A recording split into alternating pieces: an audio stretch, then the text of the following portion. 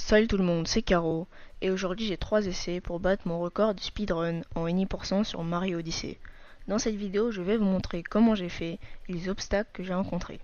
Sachez que mon PB ou personal best, donc mon meilleur temps, est de 1h26 et 36 secondes. Je vais vous expliquer toutes les étapes de ma run, dont les glitches que je vais emprunter. Je compte en faire des tutos à l'avenir, assez parlé, maintenant on commence.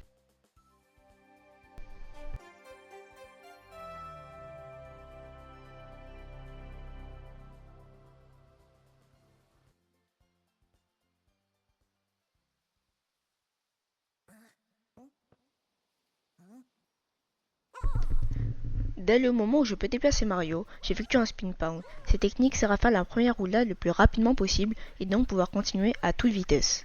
Ensuite, je skip tout de suite la première cinématique, je vais activer le pont grâce au levier et je vais ouvrir la porte au loin.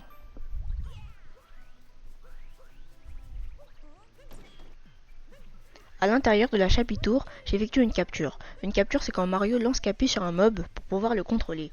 Dès que j'ai capturé la grenouille, j'effectue une technique qui se nomme le vectoring. Elle permet que Mario puisse se déplacer plus rapidement et plus lent. J'atteins la porte qui était tout en haut et je monte avec des roulades. Pour battre ce boss, je lance Capu pour enlever ses chapeaux et je saute en avance pour lui cancel son attaque, c'est-à-dire pour l'éviter qu'il puisse la faire. Et je termine le boss sans trop de difficulté et assez rapidement. Je prends le fil électrique et j'arrive au pays des chutes. Dès que je spawn, j'essaie d'aller le plus rapidement possible vers le champ pour pouvoir casser le rocher et débloquer la première lune.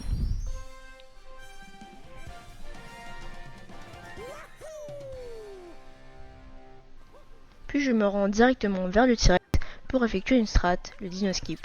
Il me permet d'arriver directement au boss, ce qui me fait gagner du temps, car à la base, je suis censé faire tout le tour. Pour le faire, il faut placer le T-Rex sur le trampoline et faire un dive, en plongeon si vous préférez, pour lancer la cinématique du boss.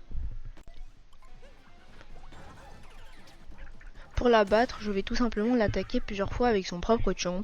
En même temps, j'essaie d'utiliser la Julian Strat pour stopper l'animation du chomp. Malheureusement, je la rate, mais au final, je finis quand même le boss assez rapidement et je récupère sa triple lune.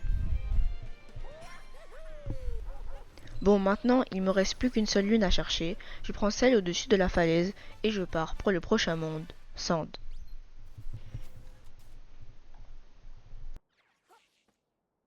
Je me dirige vers la ville car là-bas il y aura un oiseau qui passera et que si j'ai le bon timing, il me donnera une lune. Malheureusement j'ai fait n'importe quoi, oui je sais je suis pas très fort, mais bon, c'est pas grave. Vu que je l'ai raté, je vais aller chercher les prochaines lunes. Je prends cette lune, puis je vais directement dans le tuyau pour une autre lune. Après dans le magasin, sur une bosse et sur une arche. Je me dirige vers une autre lune qui se situe en dessous de la structure juste là. Je remonte et j'active une autre lune qui était dans la boîte et je récupère une autre lune grâce au bill. Et je vais aller prendre un chemin pour prendre la lune dans un coffre. Et je récupère une autre lune au-dessus d'un pilier. Je prends un bill pour casser un rocher car il y a une lune à l'intérieur. Je prends la lune que j'ai déplacée auparavant. Et je me dirige vers le plateforme clip. Je ne sais pas pourquoi, Mario a fait une capture sur le bill, mais je me replace comme si de rien n'était. Du coup, le plateforme clip sert à passer à travers le mur grâce à la plateforme pour récupérer deux lunes en bas en traversant d'autres murs. Donc la première et la deuxième dans le coffre. Et en même temps, je récupère toutes les pièces de la salle. La statue est toujours fermée vu que je ne suis pas passé par là pour entrer dans la salle. Je récupère une autre lune et je mets TP là où j'étais pour aller plus rapidement vers la prochaine lune. Et du coup, comme j'ai pas pu avoir la lune de l'oiseau, je dois récupérer la lune avec les notes de musique. Il faut juste toutes les récupérer et après on peut prendre la lune. Et après, dès que je touche le sol, je me TP à l'Odyssée pour aller au prochain monde. Et j'arrive à Lake, je récupère la première lune grâce à un grand pound et je monte pour ouvrir un zip. Et bien évidemment récupérer la lune derrière. Je prends un poisson et récupère 3 lunes. La première, la deuxième et la troisième. Et je me dirige directement vers le boss. Pour le battre, je vais utiliser un enchaînement de touches pour cancel sa cinématique. Je me mets devant lui, je backflip, je rebondis sur son chapeau et je lance Capi. Je finis ce boss assez rapidement, je prends sa lune et je me dirige à Wooded. À partir de ce monde, je vais la plupart du temps récupérer des lunes sans technique particulière, donc on passe directement au boss. Pour le battre, il suffit de lancer Capi et de l'écraser juste après pour lui infliger des dégâts, et s'il fait sa cinématique, il faut juste sauter directement sur son chapeau. J'ai plus qu'à répéter cet algorithme plusieurs fois, je récupère sa lune et je passe à Cloud.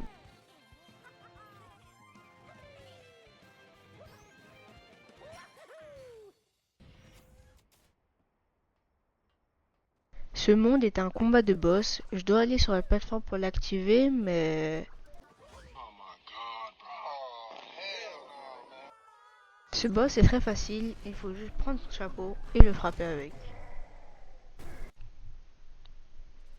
À Lost, il y a une technique que je trouve vraiment bien. Elle consiste à sauter d'un arbre en faisant un triple jump double capi dive jusqu'en haut de la falaise sans que l'oiseau nous prenne capi, parce qu'à la base, si vous ne saviez pas, un oiseau est censé vous prendre capi.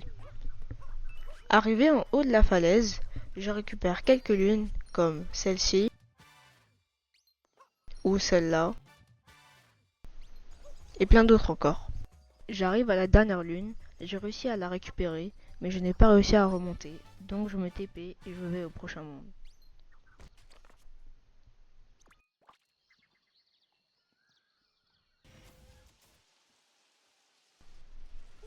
J'arrive à New Donk City, ce monde a une particularité, c'est que tant qu'on ne bat pas le boss ou le Wiggler si vous préférez, ce sera la nuit.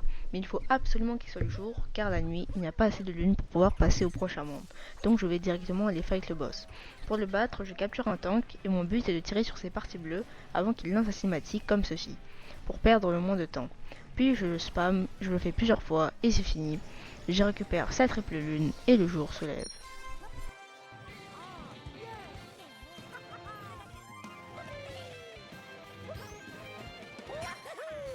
Et après avoir récupéré les 15 000 restantes, je passe au prochain monde. Pour les 3 prochains mondes, donc Snow, le pays de la mer et l'Uncheon, c'est juste un enchaînement de lunes, donc on passe directement au pays des ruines. Dans ce pays, il faut juste battre le dragon pour avoir assez de lunes. J'esquive ses attaques en allant au-dessus de sa tête avec un triple jump, même si je prends un dégât. J'enlève sa protection et je l'écrase. Je répète tout ça 3 fois, même si ça devient un peu dur, vu que ses attaques sont plus rapides. Mais pour la dernière attaque, il faut que je fasse très attention, vu qu'il me reste seulement une vie. Mais je finis quand même ce boss facilement et rapidement. Pour le pays de Bowser, je commence par battre 2 mini-boss. La première est Harriet. Il faut que je lui envoie ses projectiles sur la tête et que je l'écrase quand elle part en ovni. Il faut que je frappe sa bombe, qu'elle laisse tomber pour la redescendre.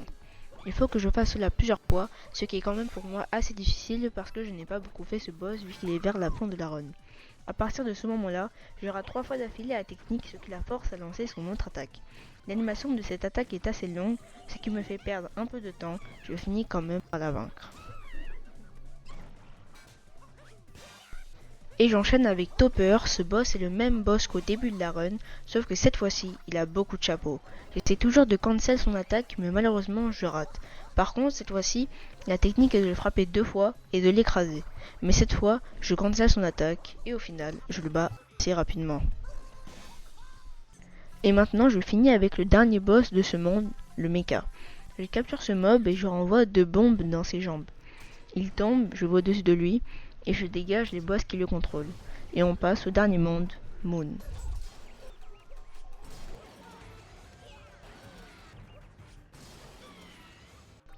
Je prends une fleur pour me propulser et je saute pour aller vers le Moon Skip. Le Moon Skip est une des techniques les plus importantes de toute la run et sert à skip la Moon Cave qui prend beaucoup de temps à finir.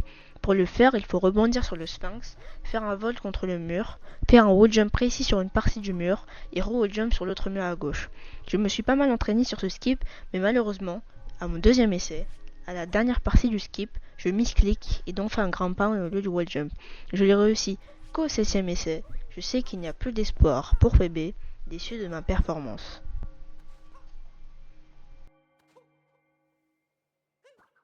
À la fin de la run, je détruis le rocher et le dernier cube. Je vais sur le poteau électrique qui était à l'intérieur et je fais un temps de 1h29 et 26 secondes. Dans la deuxième et la troisième run, je vais juste parler des techniques et des boss essentiels de la run pour pas que la vidéo ne dure trop longtemps. Et maintenant, passons à la deuxième run.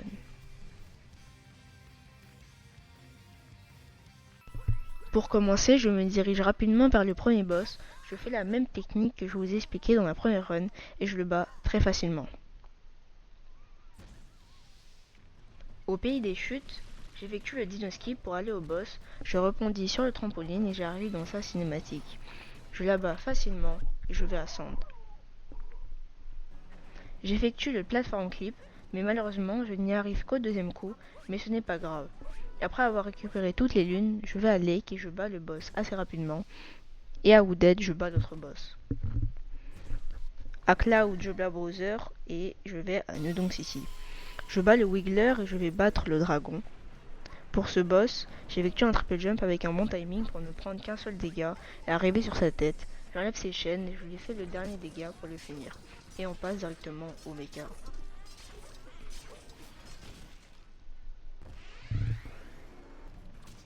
Je lui renvoie ses bombes sur ses jambes et je bats les boss qui le contrôlent un par un. Et je vais directement à Moon.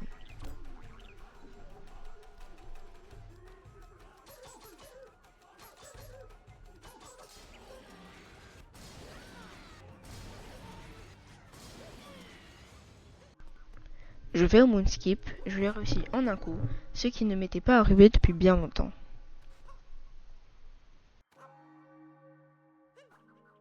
J'arrive à la fin de la run, je casse le bloc avec des coups et je finis cette run avec un temps de 1h26 et 48 secondes. Je n'ai pas battu mon record, mais ce n'est pas grave car il me reste la troisième run. Pour cette dernière run, je vais juste vous parler de la fin avec Bowser, sinon cette vidéo sera beaucoup trop répétitive. C'est parti. Après avoir battu Bowser, je dois le capturer pour passer à la suite. Dès que je l'ai capturé, je lance une boule de feu en secouant ma manette pour préparer un triple jump, ce qui m'évite de perdre du temps. Après avoir détruit le mur de pierre, je me dirige vers les rochers et je fais un triple jump pour être directement au rocher. Malheureusement, je l'ai raté, ce qui m'oblige à faire le tour, ce qui est le plus long chemin qu'on puisse prendre. Je détruis rapidement le rocher et je passe à la phase 2D. J'arrive à monter en haut et j'essaye d'envoyer le plus possible de boules de feu sur les murs en avançant en même temps. Je fais cela sur les deux salles et je détruis le dernier mur. J'arrive à la fin de la run, la dernière étape.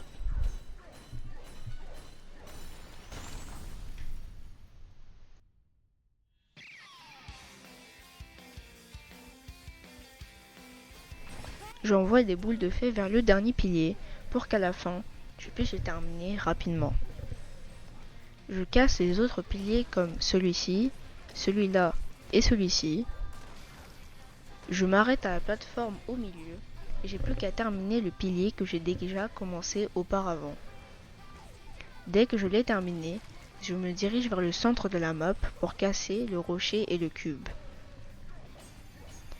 Et je capture le dernier poteau électrique. Et dès que je pars de celui-ci, c'est time. J'ai réussi à PB en 1% avec un temps de 1h25 et 54 secondes en 3 runs. C'est la fin de cette vidéo. J'espère qu'elle vous a plu. N'oubliez pas de vous abonner pour voir les prochaines vidéos sur ma chaîne. C'était Caro. Salut.